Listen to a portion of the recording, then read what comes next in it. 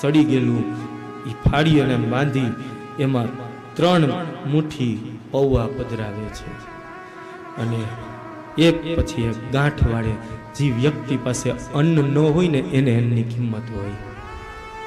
અહીંયા 6 દિવસથી અન્ન જોવા નથી મળ્યું અને એમાં 3 મુઠ્ઠી પૌવા દેખાણા. એટલે આમ સાચવીને એક પણ પૌવાનો દાણો ઢોળાય નહીં. ગાંઠ ઉપર ગાંઠ, ગાંઠ ઉપર ગાંઠ, ગાંઠ ઉપર ગાંઠ વાળે છે સુદામાજી. મને ને તમને બધું સહજતાથી પ્રાપ્ત થઈ ગયું ને એટલા માટે આપણે થાળીઓમાં એટલા કોદા મૂકીએ છીએ.